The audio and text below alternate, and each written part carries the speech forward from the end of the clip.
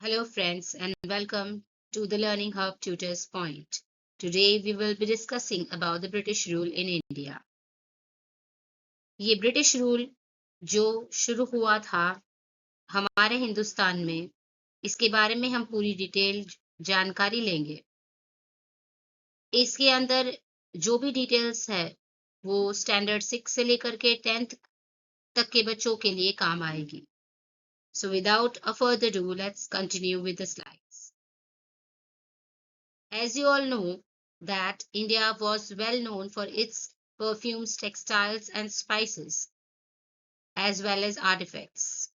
India was a country of richness, the land of spices, the land of textile. जैसे कि आप सब जानते हैं कि हिंदुस्तान के अंदर ये सारी चीजों का बहुत जोर शोर से कारोबार चल रहा था। हिंदुस्तान के लोग स्पेशली स्पाइसेस के अंदर, टेक्सटाइल्स के अंदर और परफ्यूम्स के अंदर अपने आप को बहुत ज्यादा केपेबल कर चुके थे। इसी तरह से हमारे यहाँ हिंदुस्तान में बनने वाली जो आर्टिफैक्ट्स थी, जैसे कि हैंड पॉटरी, हैंडलूम फैक्ट्रीज जिसके अंदर टेक्सटाइल्स इंडस्ट्रीज के वर्कर्स काम करते थे, परफ्यूम्स इंडस्ट्रीज जो कि अलग अलग तरह के फूलों से बन करके हमारा जो इत्र तैयार होता था, और स्पाइसेस जैसे कि हर तरह के मसाले जो हमारे यहाँ पे कंप्लीट होते थे।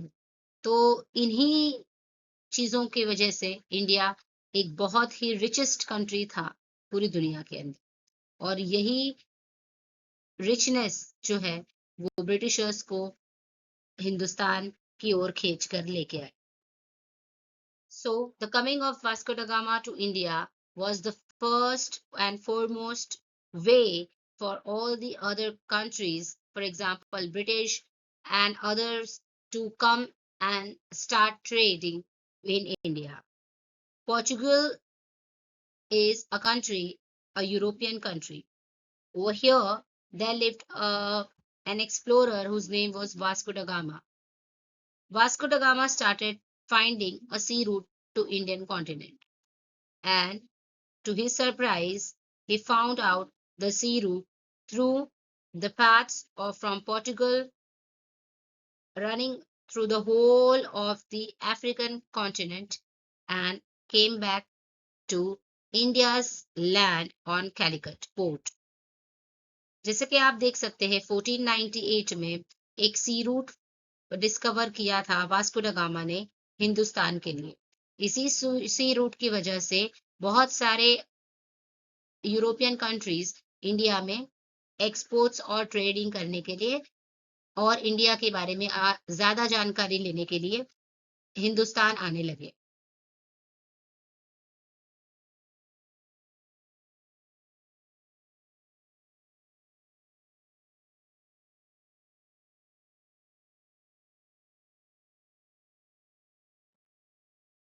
जैसे कि आप यहाँ देख सकते हो द ब्रिटिश टाइम लाइन, तो यहाँ पर आप देख सकोगे 1498 में जिस तरह से वास्को ड गामा ने हिंदुस्तान पर आने के लिए सी रूट ढूंढा था, वहां से ही थोड़े वक्त के बाद 1500 एडी का वक्त था ये। उसके बाद 1626 में मुगल एम्पायर का इजाद हुआ। मुगल एम्पायर ने अपनी शुरुआत की हिंदुस्तान में, और ऑलमोस्ट 1600 के को यानी जब हमारा जो ईयर था वो 1600 था, इंग्लिश कंपनी एक चार्टर लेकर आए और उन्होंने ब्रिटिशर्स से मांग की कि हमें यहाँ पे हिंदुस्तान में एक कंपनी स्टार्ट ओवर करने के लिए हम परमिशन दीजिए। तो इन्हें जो है परमिशन मिल गई थी। या इसी के दौरान 1595 में डच जो है पुलिकट में आए थे। 1608 में English arrived at Surat port, and in 1664 French arrived at Pondicherry. So this is a timeline of how the Britishers one by one the European countries came and explored the Indian subcontinent.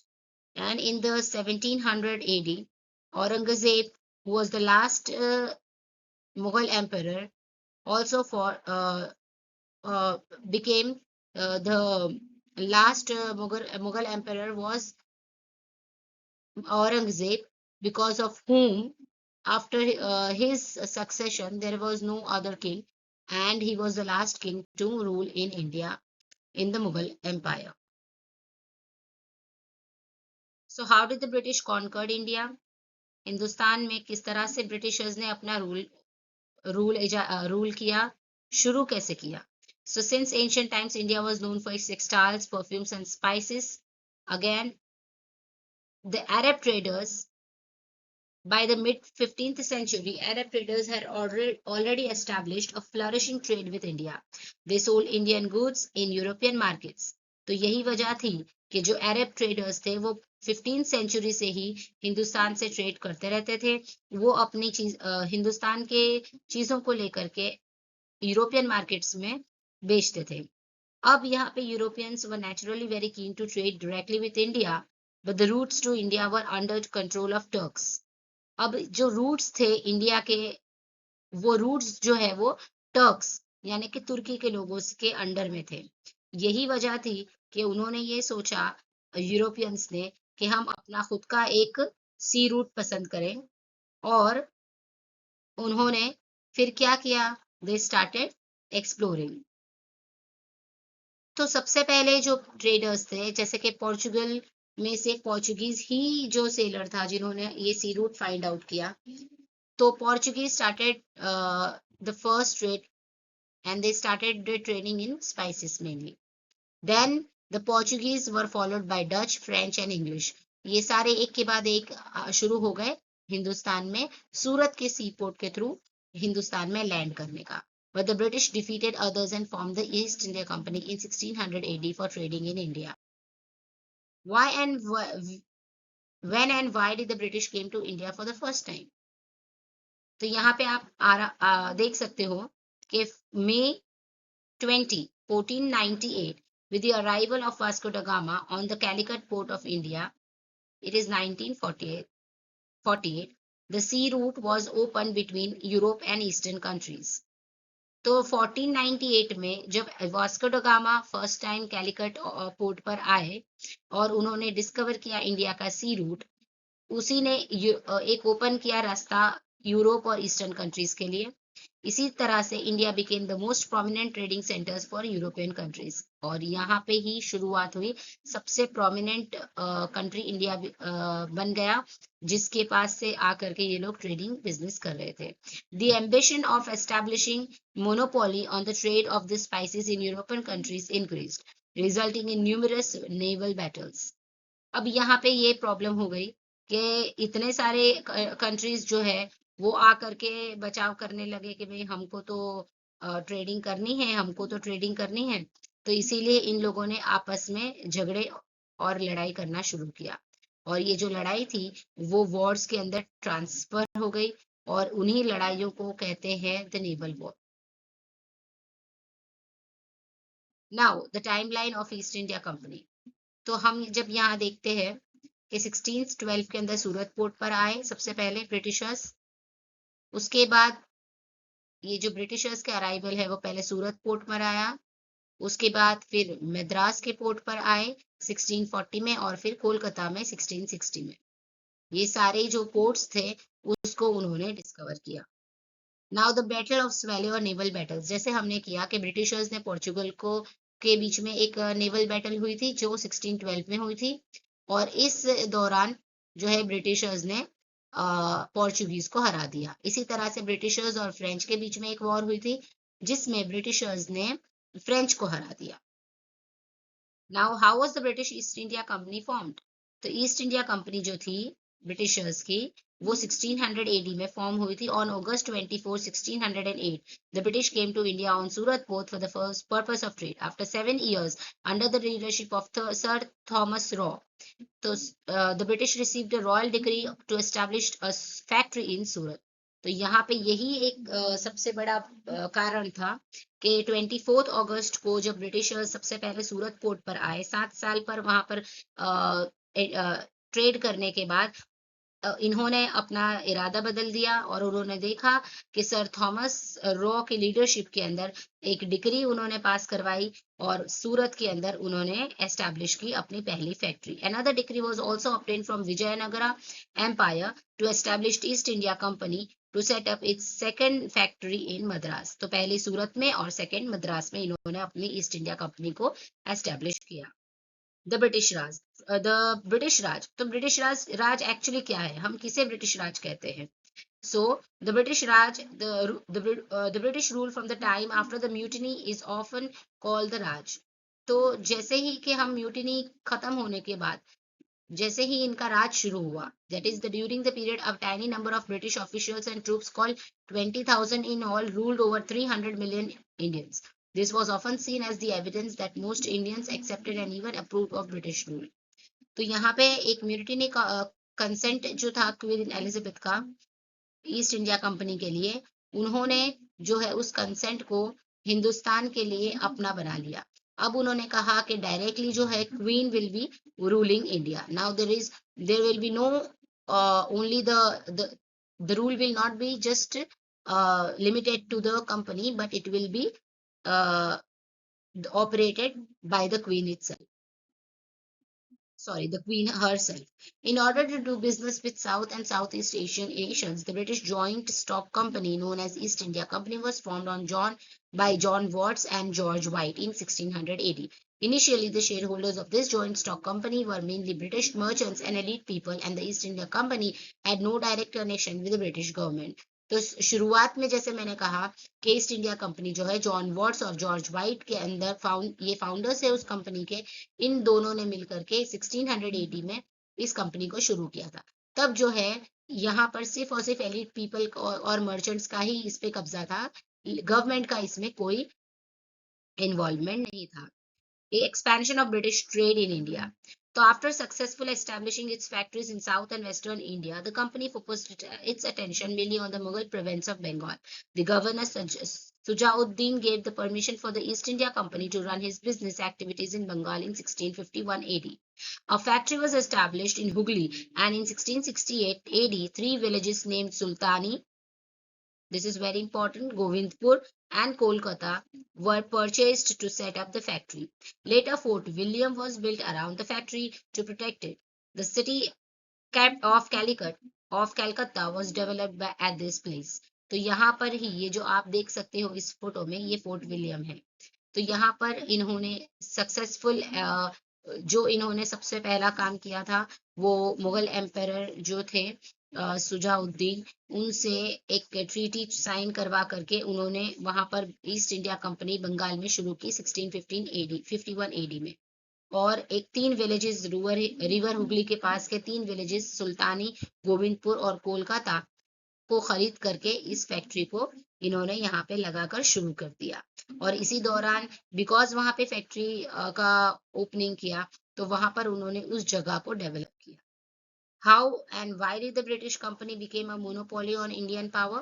So 1600 AD British came to India, 1612 AD first factory was set up, 1640 AD second factory was set up in Vidyanagara and 1660 the third factory at Kolkata. यही सारी जो है powers जो है हिंदुस्तान की Britishers के अंदर के पास जाती रही और इसी तरह से उन्होंने इन्वेजन शुरू किया। After establishing their trading centers, the Britishers started to interfered in the governance. Indian rulers were not reunited, instead they fought with each other for the power and prestige. The British took advantage of the unended wars between the Indian rulers. There were many battles going on within each province. The British took advantage of this and interfere in them to settle their disputes. In doing so, they used the policy of divide and rule. तो यहाँ पे आप देख सकते हो किस तरह से हिंदुस्तान के अलग अलग राजाओं के बीच में बहुत ज्यादा डिफरेंस और प्रॉब्लम्स के होने की वजह से एक दूसरे से पावर और प्रेस्टीज की बिना पर कि भाई हम ज्यादा पावरफुल हो जाए तो इंडियन रूलर्स एक दूसरे से साथ लड़ते रहे। इसी का फायदा ब्रिटिशर्स ने उठाया और उन्होंने बहुत सारी वॉर्स अंदर अंदर करवाई और फिर खुद ही डिवाइड एंड रूल पॉलिसी के तहत हिंदुस्तान को कब्जा कर लिया। Commencements of East India Company's power. तो 18th century British East India Company started to maintain an army. तो यहाँ पे 18th सेंचुरी में ईस्ट इंडिया कंपनी ने अब अपनी खुद की एक आर्मी बना ली। उसके बाद after forming an army they then began to play vicious game of power and dominance। जैसे आप सबको जानते ही है कि ब्रिटिशर्स का काम ही है विशियस अलग अलग तरह के इस तरह के गेम्स खेलना, डिवाइड एंड रूल पॉलिसीज लाना।